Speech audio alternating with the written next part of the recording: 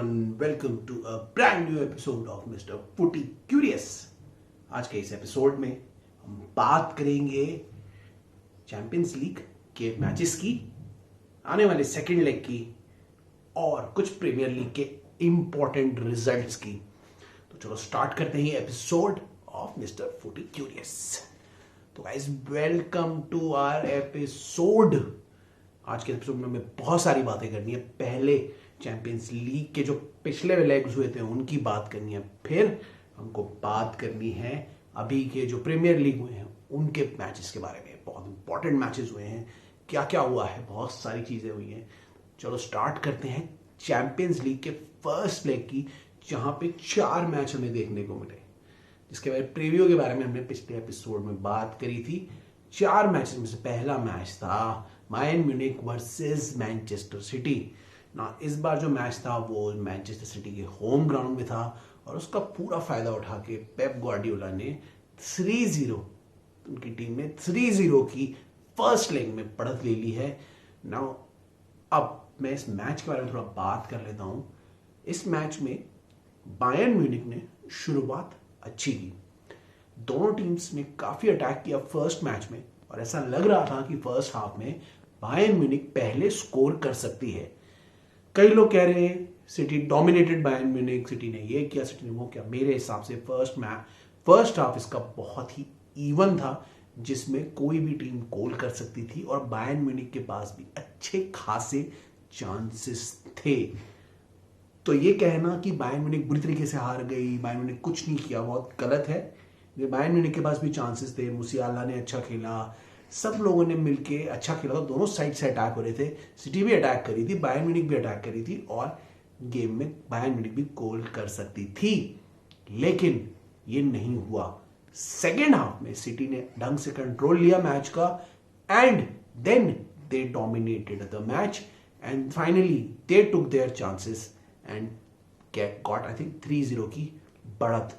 अब देखते हैं सेकेंड लेग में जो अभी होने वाला है, इस लीग में बायर्न म्यूनिख क्या कर पाएगी। लेकिन बहुत सारे लोग यही कह रहे हैं कि मैनचेस्टर सिटी अब फेवरेट है और वो ये मैच आसानी से जीत जाएगी सेकेंड लेग वाला and they will go through in the semifinals.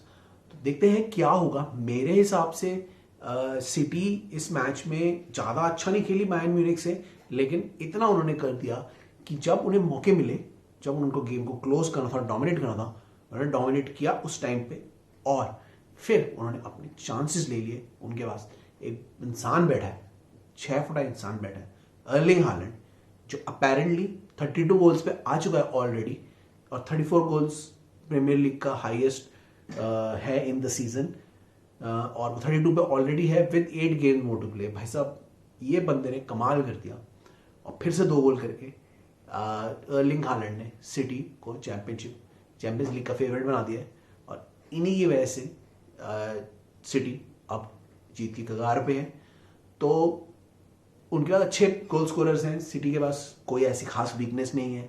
जो प्लेयर भी लेके आते हैं, सब्स भी लेके आते हैं, वो भी अच्छा खेलते हैं, शुरू से ही मैच में अच्छा खेलने जाते हैं।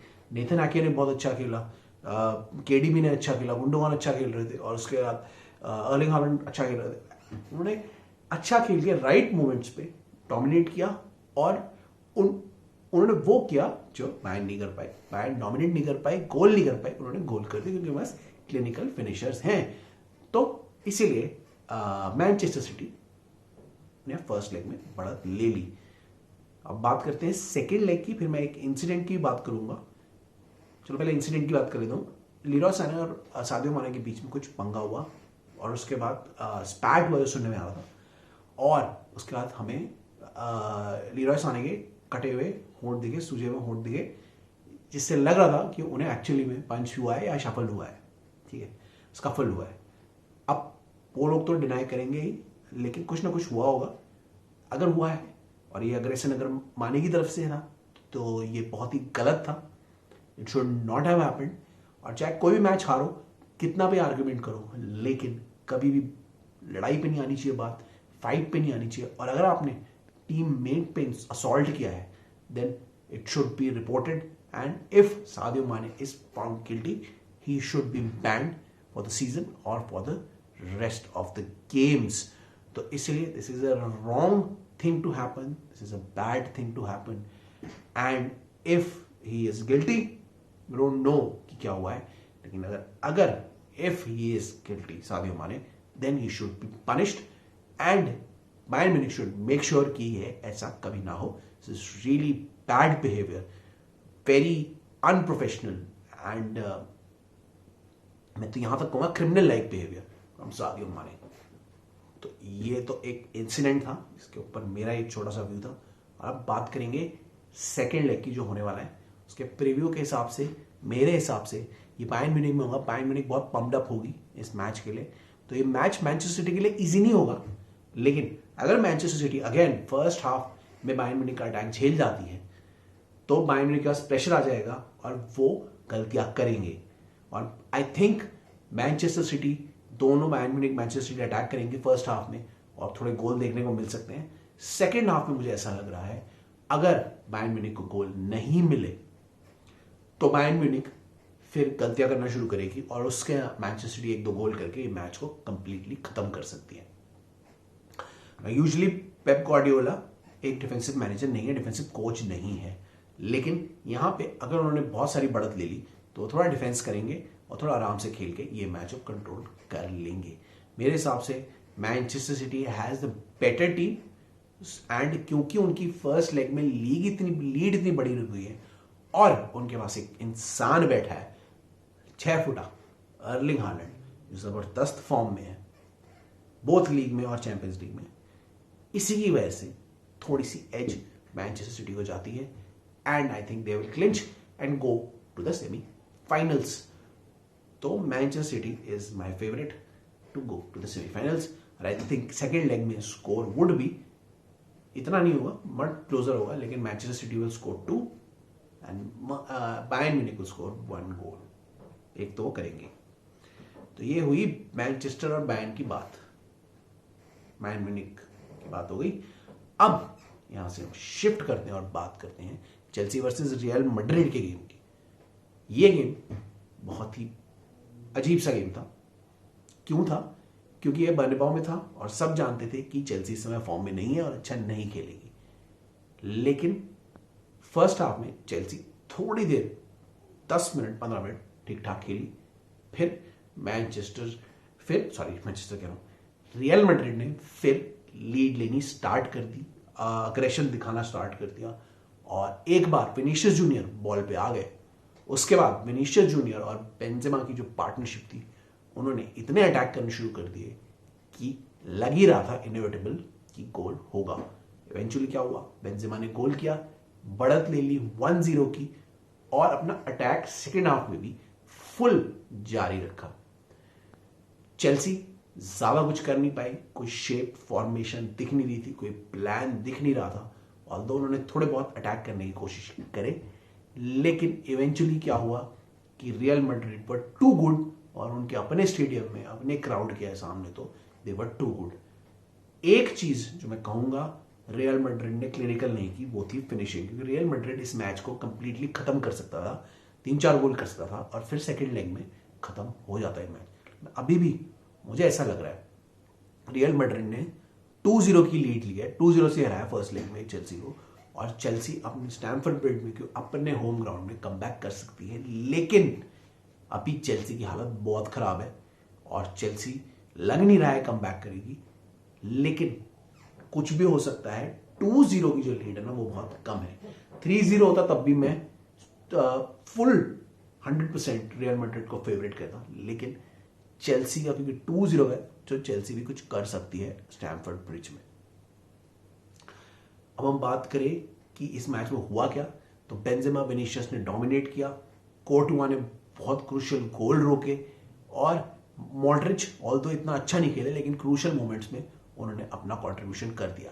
एक और प्लेयर मैड्रिड की तरफ से काफी अच्छा खेला वो था कामाविंगा हर जगह ड्रॉप इन कर रहा था और मिडफील्ड में मॉड्रिच की कंप्लीटली हेल्प कर रहा था क्रूज की. तो उन्होंने मिडफील्ड पे डोमिनेट की, कामाविंगा ने डोमिनेट की. लेफ्ट हैंड साइड तो कंप्लीटली फिनिशर जूनियर ने ऑलमोस्ट डिस्ट्रॉय कर दिया चेल्सी को और राइट हैंड साइड से भी रॉड्रिगो अटैक पे अटैक कर रहे थे. और अगर वो ज्यादा रूथलेस होते ना रियल मैड्रिड इतना अच्छा नहीं खेली इस मैच में. अगर वो ज़्यादा अच्छा खेल रही होती, ज़्यादा रूथलेस होती, तो इस मैच में कम से कम उनके 3 या 4-5 गोल हो गए होते और चेल्सी पूरी तरीके से हार गई होती और खत्म हो गया होता मैच। क्योंकि चेल्सी ने, रियल मैड्रिड ने बहुत अच्छा खेला, लेकिन चेल्सी ने उससे भी बेकार खेला है। कोई शेप नहीं थी, कोई पोजिशनिंग नहीं थी, कोई स्ट्रैटेजी नहीं लग रही थी। ऐसा लग रहा था कि वो खेल रहे हैं और अपने इंडिविजुअल स्किल पे कोशिश कर रहे हैं गोल करने की। तो दो चीज़ें हुई हैं इस मैच में। चेल्सी एक तो बिल्कुल डिमोटिवेटेड हो गई है और चेल्सी लग नहीं रहा है कि वो आगे जीतेगी, और दूसरा क्योंकि 2 ही गोल हुए हैं अभी, तो इसलिए रियल मैड्रिड भी अभी आउट ऑफ डेंजर नहीं हुई है। तो सेकंड लेग में क्या होगा इस मैच के, मेरे को ऐसा लगता है रियल मैड्रिड 1 या 2 गोल करेगी। I think 2 goal real Madrid करेगी, 1 गोल चेल्सी कर देगी अपने होम ग्राउंड में, और रियल मैड्रिड आगे बढ़ जाएगी मैनचेस्टर सिटी के अगेंस्ट सेमीफाइनल में।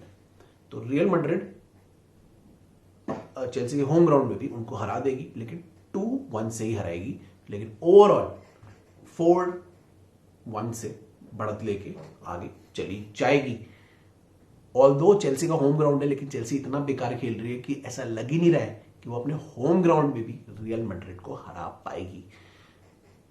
अगर उनके कुछ प्लेयर्स चल गए तो शायद वो हरा दें, लेकिन सबसे बड़ी प्रॉब्लम चेल्सी का ये है कि उन्होंने किसी स्ट्राइकर को स्क्वाड में डाला ही नहीं है चैंपियंस लीग के। तो अगर वो होगा, कुछ करना होगा, तो इन्हीं लोगों में से किसी एक को गोल करके चेल्सी को जिताना होगा।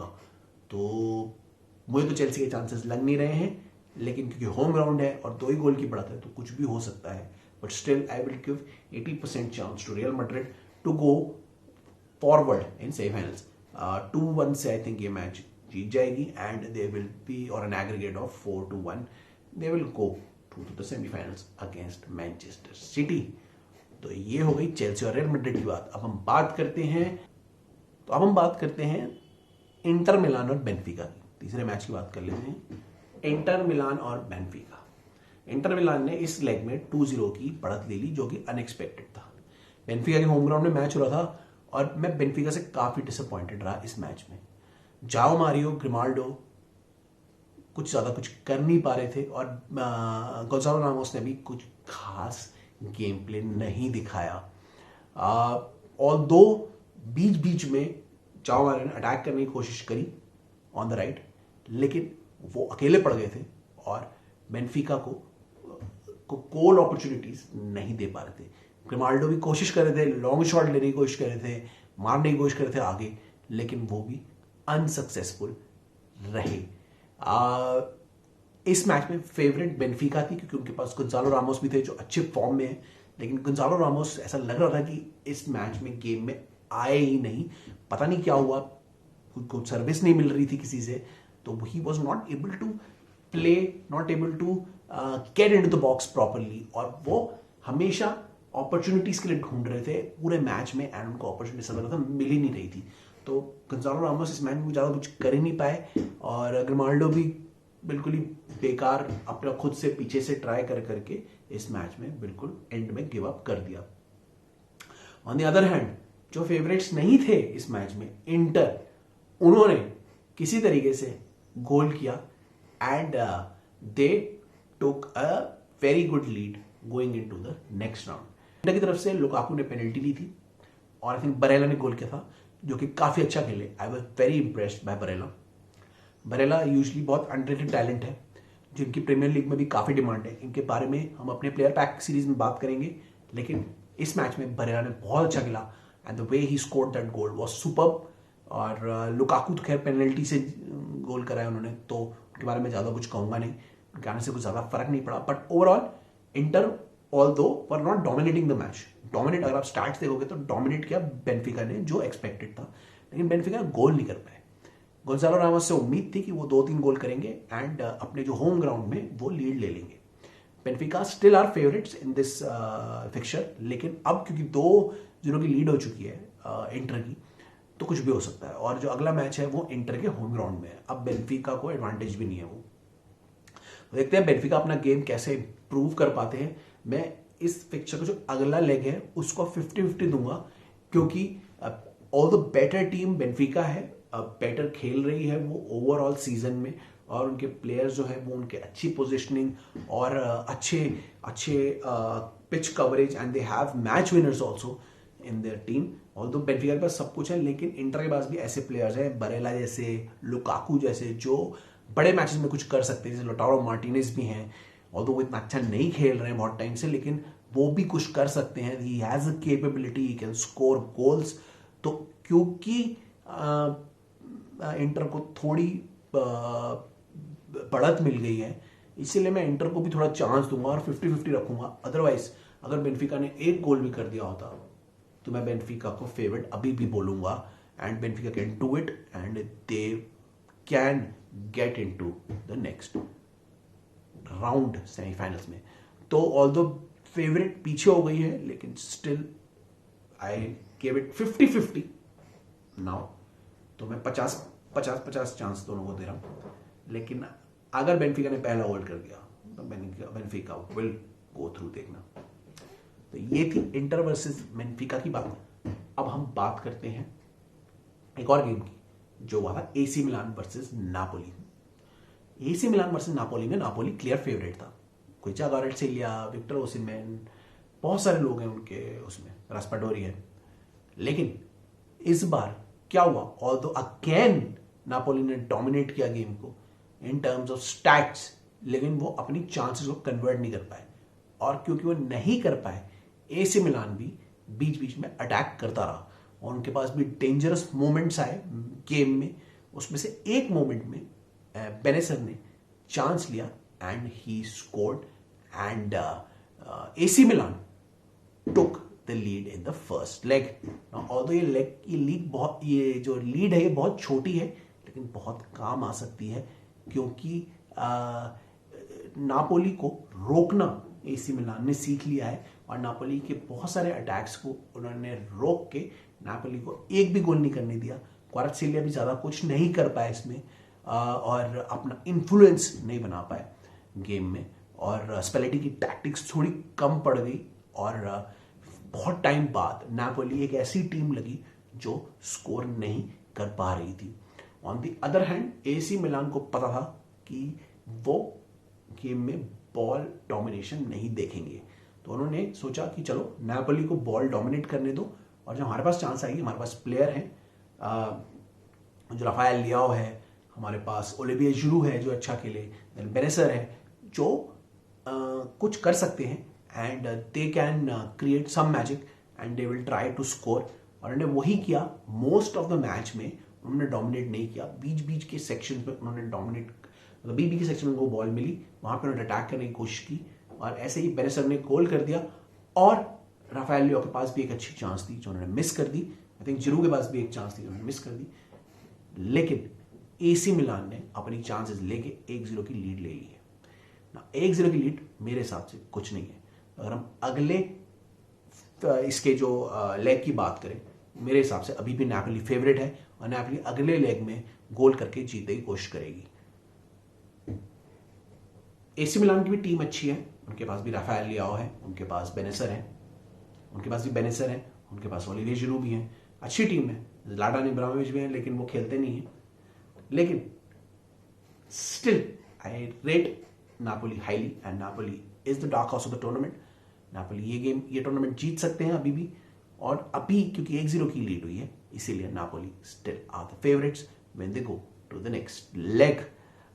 एसी मिलान को वही टैक्टिक करनी पड़ेगी नेक्स्ट लेग में भी, और उसने जीतना है तो, क्योंकि बॉल डोमिनेट नापोली करेगी। स्पेलेटी की टीम बॉल डोमिनेट करती है, एंड उनके जो गोल स्कोरर्स है उनको रोकना पड़ेगा, और बीबी में जो भी चांस मिले वो लेना पड़ेगा। बट इस गेम में जो अगला लेग है, इसमें मैं उम्मीद करूंगा कि नापोली वापस आएगी। I think Napoli will be back and they will score the first goal, और जैसे ही फर्स्ट गोल हो जाएगा वैसे ही Napoli would be favourites to go. मेरे हिसाब से Napoli will win it 3-1। Napoli will score 3 goals in the next leg, and they will go through easily and face Benfica in the next round. मेरे हिसाब से जो मिलान की teams हैं दोनों लीड कर रही हैं, लेकिन they are not favourites. Benfica and Napoli are still favourites to go through, and I think Napoli तो विल गो थ्रू। बेनफिका का आई एम नॉट श्योर, क्योंकि 2 गोल की लीड हो चुकी है वहां पे, इसलिए I am not sure, but Napoli I am guaranteed that they will be going through to the next round. तो ये थे guys predictions, previews, reviews of Champions League. अब हम नेक्स्ट सेक्शन में बात करते हैं कुछ प्रीमियर लीग के इंपॉर्टेंट मैचेस की। तो प्रीमियर लीग की हम बात करेंगे पहले मैच से, जो था Chelsea versus Brighton. Chelsea versus Brighton में फिर से एक गंदी हार हो गई चेल्सी की। फ्रैंक लैम्पार्ड के पहले 2 गेम में बुरी तरीके से हार गए, और पहले 3 गेम में आई थिंक बुरी तरीके से हार गए, और बहुत ही खराब लग रहा है, मुझे भी खराब लग रहा है, देखते हुए भी खराब लग रहा है कि मतलब बहुत ही one of the most pathetic performances I've seen from a Chelsea team. अब लैम्पार्ड को क्या करना चाहिए, टैक्टिक्स क्या करनी चाहिए, इसके लिए हमने भी एक वीडियो बनाया है। स्टैट पैक जो हमारी सीरीज थी, उसका पहला वीडियो आएगा, जिसमें हम बताएंगे कि फ्रैंक लैम्पार्ड क्या क्या कर सकते हैं जिससे चेल्सी का सीजन बच जाए, थोड़ी बहुत रिस्पेक्ट बच जाए, क्योंकि इस सीजन में उनकी बहुत हालत खराब है। इस गेम की मैं ज़्यादा आपसे बात नहीं करूंगा, क्योंकि चेल्सी का कोई शेप, सेम कोई सिस्टम नहीं था। ऐसा लगा चेल्सी बस रैंडमली खेल रही है। They were losing balls, they had no strategy, they had no goal scoring strategy, they were just running. और कॉनर गैलेगर, आपके मुड्रिक के अलावा कोई ट्राई भी नहीं कर रहा था, ऐसा लग रहा था। रैंडमली खेल रहे थे लोग, ऐसे लोग खेल रहे थे जो चेल्सी छोड़ के अब जाएंगे। मतलब उसको लेके आए थे जिएक को और पुलिसिक को, जो जाने वाले हैं वो कुछ कर ही नहीं रहे थे। स्ट्राइकर के रोल में ये आपके स्टर्लिंग कुछ नहीं कर रहे थे। Only Mudryk was trying, Gallagher was trying, and most of the people were doing nothing. इतनी गंदा खेल रही थी चेल्सी की, मैं बता ही नहीं सकता, मैं कुछ कमेंट भी नहीं कर सकता। You're playing badly and they deserve to lose at least 4-5-0. वो हारे हैं 2-1 से, एक गोल तुक्के से मिल गया उनको, कॉनर गैलेगर को, लेकिन उनको हारना चाहिए था कम से कम 3 या 4 गोल से, क्योंकि ब्राइटन ने अपनी चांसेस नहीं ली, इसीलिए वो नहीं जीत पाए। लेकिन भाई साहब, ब्राइटन क्या टीम है, क्या खेल रही थी। उनके हर प्लेयर को पता है कहां पे रहना है। एस्पिनियन और बीच में मिडफील्ड में डोमिनेट कर रहे थे, पीछे डंक डोमिनेट कर रहे थे डिफेंडिंग में। मोएंसी को पता नहीं कहां से आके उन्होंने प्लेयर मारा, apparently he is from Paraguayan league और something. Mitoma left hand side से, Solly March from right hand side. My god, there are so many players who were attacking. They were just going through मेरे midfield से ऐसे ball cut के जा रही थी, लग नहीं रहा था चेल्सी की कोई मिडफील्ड है भी। और मिटोमा स्पेशली मैं बोलना चाहूँगा, क्या टैलेंट ढूंढा उन्होंने। मिटोमा, एनसी को तो है ही अच्छे, पैराग्वेन लीग से आए हैं पता नहीं, लेकिन मिटोमा क्या टैलेंट ढूंढा है। इनके टैलेंट टीम जो है वो इतनी ज़बरदस्त है, कहाँ से ढूंढ के ला देंगे टैलेंट। मिटोमा ने लिटरली हमारे राइट बैक से डिस्ट्रॉय कर दिया, कोई भी आ रहा था उसे डिस्ट्रॉय कर रहा था वो लिटरली, कि पता नहीं कैसे गोल नहीं कर पाया वो लास्ट में, मेरे को नहीं पता लगा। पर इतने चांसेस थे ब्राइटन के पास, इतने चांसेस उन्होंने मिस किए, और कैपा ने फर्स्ट हाफ में इतने सेव्स किए, ये गेम की हालत और बुरी हो सकती थी चेल्सी के लिए। लेकिन due to Kepa, due to some fortune, Chelsea सिर्फ 2-1 से ये मैच हारा है।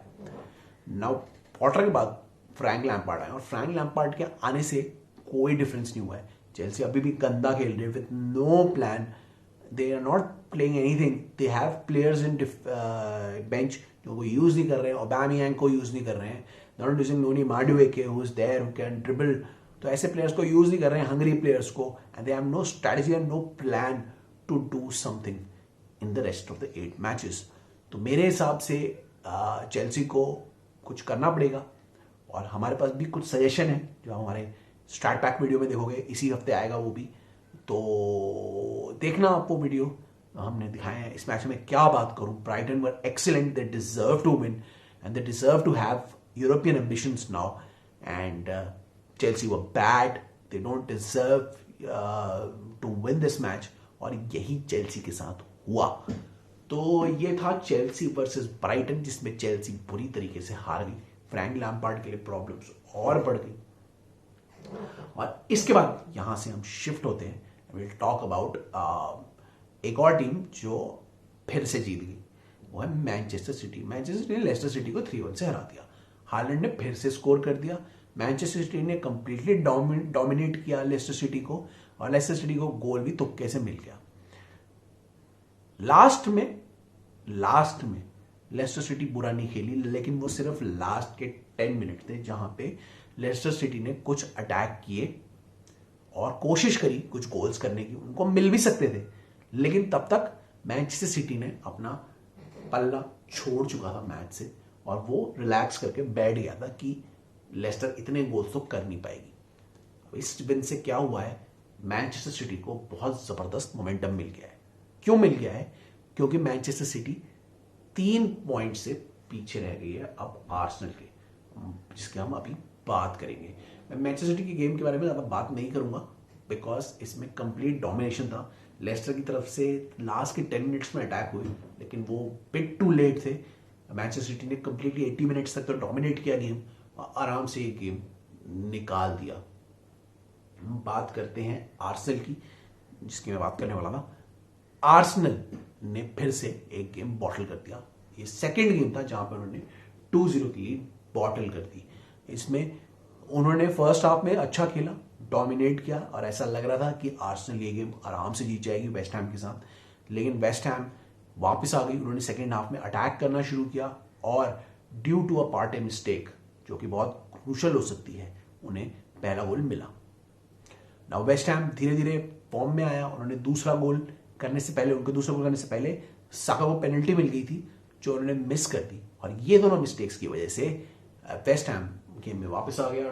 2-2 से ये मैच ड्रॉ कर दिया, और आर्सेनल के लिए प्रॉब्लम खड़ी कर दी। अब आर्सेनल सिर्फ 3 पॉइंट या 2 या 3 पॉइंट आगे है, और उनका मैनचेस्टर सिटी के साथ मैचेस आने वाले हैं। और मैं दोनों के फिक्सचर लिस्ट देख रहा था। मैनचेस्टर सिटी के पास कंपैरेटिवली बहुत इजी फिक्सचर लिस्ट है as you compare to Arsenal, जिनके पास अभी चेल्सी है टू फेस, उनके पास मैनचेस्टर सिटी है to face, they have Brighton, they have Newcastle, very tough fixtures coming up for Arsenal. अगर आर्सेनल कुछ करना है तो उनको ये सारे जीतने पड़ेंगे, होम हो चाहे अवे हो, and they have to show that what they are really made of and how this season has gone. क्योंकि सब लोग अब ये कह रहे हैं कि Manchester City are in full flow, they are favourites to win Premier League, Champions League, and Arsenal will bottle it, will choke it because of their squad inexperienced and squad depth. अब now depth wise, experience wise, Manchester City के पास momentum भी है, तो favourites अब Manchester city ही होंगे title के लिए। तो आर्सेनल को अब पहले तो इन टीम्स को हराना पड़ेगा, और फिर मैनचेस्टर सिटी वाला मैच जीत के दिखाना पड़ेगा कि नहीं, हम ही इस बार के लीग लीडर्स थे और हम ये टाइटल जीतेंगे। Manchester City although are now the favourites, लेकिन आर्सेनल को भी हिम्मत नहीं हारनी होगी, और इस लीग में अच्छा खेल के दिखाना होगा। तो I hope this title race goes till the end, कि मेरे हिसाब से आर्सेनल डिजर्व करते हैं इस टाइटल लीड को बरकरार रखना और इन द एंड ले जाना। और ऑल्दो उनके पास एक बेहीमौत खड़ा है, अर्लिंग हालैंड खड़ा है, मैनचेस्टर सिटी खड़ा है, लेकिन मेरे हिसाब से Arsenal will clinch it. Although अब मैनचेस्टर सिटी वर्सेस आर्सेनल बहुत क्रूशल हो गया है। अगर ये मैच में आर्सेनल ने जीत हासिल कर ली तो आर्सेनल ये सीरीज जीत जाएगी, और इस मैच में अगर मैनचेस्टर सिटी जीत गई तो सिटी के पास इतना जबरदस्त कॉन्फिडेंस और मोमेंटम आ जाएगा, उनके पास टीम भी अच्छी है, प्लेयर्स भी अच्छे हैं। I think city will win the PL and CL this time. So although Manchester City is now the favorites to win the Premier League and the Champions League, लेकिन मेरे हिसाब से आर्सेनल भी एंड तक में कड़ा कंपटीशन दे सकती है। बाय द वे, इस मैच की बात करें तो आर्सेनल ने जो चोक किया 2 जगह पे, वो उनके लिए भारी पड़ सकता है, और गलतियां, छोटी छोटी गलतियां, इनएक्सपीरियंस वाली गलतियां उनके लिए प्रॉब्लम क्रिएट कर सकती हैं। फर्स्ट हाफ में तो उन्होंने बहुत अच्छा खेला, मार्टिनेली ने अच्छा खेला, साका ने अच्छा खेला, ओडेगार्ड ने अच्छा खेला।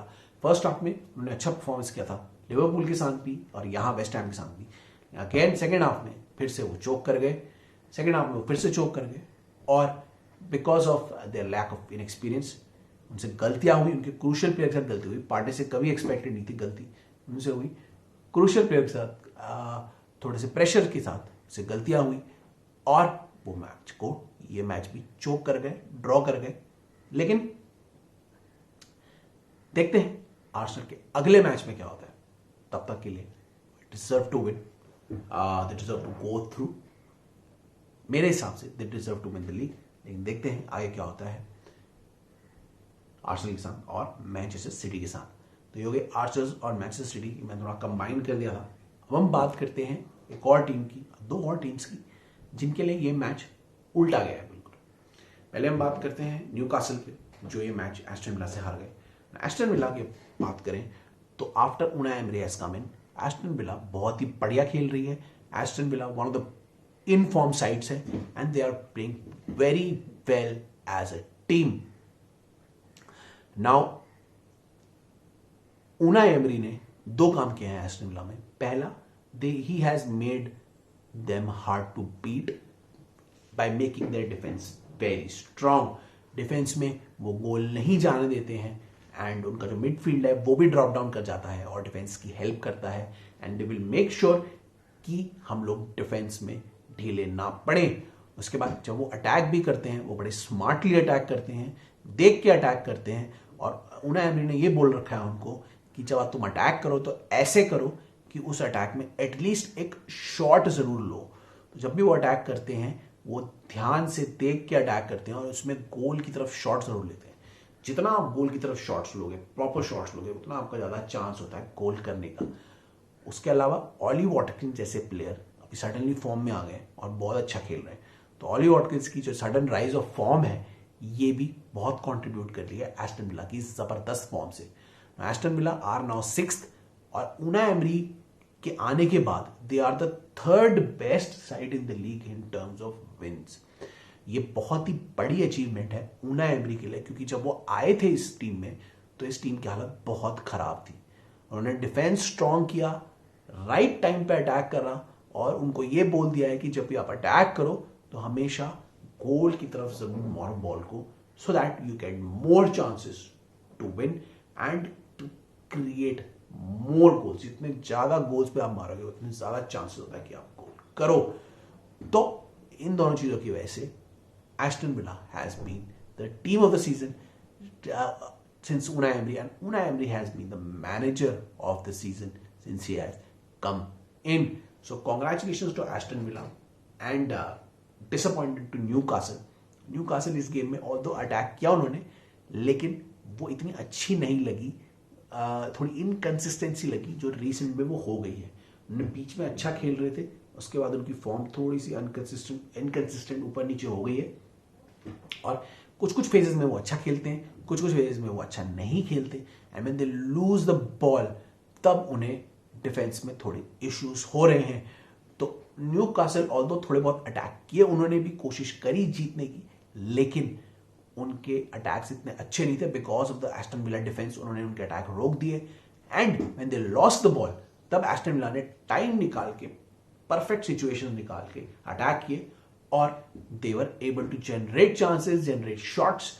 तो उसी शॉट जनरेशन की वजह से उन्हें गोल मिले and they won the match. So congratulations to Aston Villa and better luck next time to Newcastle. तो ये थी न्यूकासल और एस्टन विला की बात। हम बात करते हैं स्पर्स की और मैनचेस्टर यूनाइटेड की। फिर स्पर्स के लिए भी ये गेम बहुत खराब रहा, वो बॉर्नमथ से हार गए और बॉर्नमथ के लिए बहुत बड़ी जीत थी एंड ऐसे छोटे क्लब्स को इतने बड़े टॉप 6 टीम को हराने के मौके कम मिलते हैं, but they beat Tottenham. Tottenham is without a manager again, although they are not doing badly in terms of the league position, लेकिन in terms of how they play, they are playing equally as bad, if not bad, than Chelsea. वो और Chelsea भी बहुत खराब खेल रहे हैं, कोई कोऑर्डिनेशन नहीं है, कोई सिंक नहीं है प्लेयर्स के बीच में। वो गोल करते हैं तो वो बॉल लूज कर देते हैं, बॉल लूज कर देते हैं तो उनका डिफेंस गड़बड़ कर देता है। कोई प्लेयर्स के बीच में सिनर्जी नहीं है, कोई टैक्टिक नहीं दिखती है, कोई क्लियर स्टाइल ऑफ प्ले नहीं है। They are also without a manager like Chelsea. तो वो भी अपना नया मैनेजर फिगर आउट कर रहे हैं, देख रहे हैं किसको वो ला सकते हैं। Although I would recommend Pochettino's come back to Spurs, but वो भी अपना मैनेजर ढूंढ रहे हैं। तब तक के लिए they are also playing really bad football. वो जीत रहे हैं क्योंकि उन्होंने बीच बीच में गेम्स जीत लिए और उनकी लीग पोजीशन 5-6 ठीक है उनके लिए, लेकिन in terms of the style of play they are playing really badly. और चेल्सी की तरह उनका भी कोई प्लान, कोई स्ट्रैटेजी कुछ नहीं है। तो मेरे को इस मैच में ज़्यादा कुछ बोलने के लिए है ही नहीं। I am just want congratulate Bournemouth. उन्होंने अच्छी फाइट दी, तगड़ा दिखाया, एनर्जी दिखाई, फाइट दिखाई, अपना डिफेंस दिखाया एंड अटैक, काउंटर अटैक्स किए। They won the match and they deserve to win this match. मैं उनको कॉन्ग्रेचुलेशन कहूँगा क्योंकि उनको ऐसे मौके बहुत कम मिलते हैं। Congratulations to Bournemouth and again disappointment from Spurs. और स्पर्स के डिसअपॉइंटमेंट के बाद हम बात करें तो स्पर्स के बाद क्या होता है हमें पता नहीं, लेकिन अब उनके डिसअपॉइंटमेंट के बाद बात करते हैं मैनचेस्टर यूनाइटेड की। मैनचेस्टर यूनाइटेड ने ये गेम, अपना जो गेम था वो आसानी से जीत लिया 2-0 से। नाउ ऑल्दो मैनचेस्टर यूनाइटेड इस गेम में इतना अच्छा नहीं खेली, हैरी मैग्वायर बहुत ही बेकार खेले, लेकिन डालो आपके ये अटैकिंग फ्रंट पे फर्नांडिस अच्छा खेले, आपके एंटनी अच्छा खेले। तो अटैकिंग फ्रंट में वो लोग काफ़ी अच्छा खेले, ऑल्दो वो मिस कर रहे हैं रैशफोर्ड को, लेकिन अटैकिंग फ्रंट में वो अच्छा खेले। और ऑल्दो मैग्वायर बहुत ही बेकार खेल रहे थे और उन्होंने बहुत गलतियां की, उनकी हैंडबॉल वाला वो इशू भी था। मतलब हैरी मैग्वायर बहुत ही बेकार खेले, लेकिन हैरी मैग्वायर को बचा लिया डिएगो डालो और दूसरे डिफेंडर्स ने। उसके अलावा उनका अटैक क्योंकि इतना अच्छा था, उन्होंने ये जीत आराम से ले ली 2-0 से और अपनी टॉप 4 में आई थिंक अब जगह ऑलमोस्ट पक्की कर ली है। तो मैनचेस्टर यूनाइटेड के लिए ये बहुत ही अच्छे रिजल्ट्स हैं, ये बहुत ही अच्छा सीजन है इन टर्म्स ऑफ कि उन्होंने अपनी एक तो टॉप 4 में जगह भी बना ली है और उन्होंने छोटे छोटे टूर्नामेंट जीत के अपने लिए कुछ ट्रॉफीज भी इकट्ठी कर ली हैं। अब एरिक टेन हाग को पता है इस टीम में बहुत इश्यूज हैं, तो बहुत सारे प्लेयर्स अब मुझे लग रहा है मैनचेस्टर यूनाइटेड के बाहर जाएंगे और बहुत सारे नए प्लेयर्स आएंगे। उनकी अभी ओनरशिप की सिचुएशन को भी सॉर्ट आउट हो जाएगी तो और अच्छा हो जाएगा उनके लिए। नई ownership will be able to sanction more money to Manchester United manager Erik ten Hag to get new players, क्योंकि उन्हें डेफिनेटली 2 नए डिफेंडर्स की जरूरत है और उनको 1-2 नए मिडफील्डर्स की जरूरत है। अटैकिंग फ्रंट में उनके पास अभी इनफ टैलेंट है, एक आउट एंड आउट स्ट्राइकर उनको चाहिए। अगर एंथनी मार्शल इंजर्ड नहीं हुए तब तो उनको जरूरत नहीं है, अगर एंथनी मार्शल और रैशफोर्ड इंजर्ड रहे थोड़े तो उनको एक आउट एंड आउट स्ट्राइकर की भी जरूरत है। बट स्ट्राइकर से ज्यादा उनको 2 अच्छे मिडफील्डर चाहिए और 2 अच्छे डिफेंडर्स चाहिए। They will have and they need a goalkeeper as well. Goalkeeper replace हो गया, हैरी मैग्वायर रिप्लेस हो गया और एक नया 2 नए मिडफील्डर्स आ गए अच्छे। आई थिंक ये 4 प्लेयर्स के आने से Manchester United will be much better team. If they can afford to get a striker, they can get a striker. But if not, striking front में they are fine. They just need a good solid midfielder, one holding midfielder, one attacking midfielder, और उन्हें Harry Maguire को हटा के उनका एक अच्छा replacement चाहिए alongside a new goalkeeper who can play from back, because De Gea cannot play from back. ये 4 मिलाने के बाद they will be better, but overall अभी because of their team they are able to control matches, they are able to manage these matches और जितने अब वो match जीतेंगे they will be happy, they will secure the top position and they will win a few trophies here and there and it will be a good season for Manchester United. तो Manchester United के लिए ये match भी अच्छा गया, उन्होंने overall ढंग से डोमिनेट कर लिया, इतना कर लिया कि वो मैच जीत गए और उनके लिए ये सीजन भी ओवरऑल अच्छा जा रहा है। तो good news for Manchester United, good news for Eric ten हाग। तो ये था गाइस छोटा सा एपिसोड, होपफुली आपको पसंद आया होगा। हम इसी वीक में एक स्ट्रैट पैक का भी एपिसोड निकालेंगे जहां पे हम बताएंगे कि हमने लैम्पार्ड को कैसे हेल्प की टू फिक्स चेल्सी टीम। तो वो वीडियो भी देखना, ये वाला वीडियो भी देखना, लाइक शेयर सब्सक्राइब करना and keep following our channel mister Footy Curious. See you in the next one. Till then, it's bye from us.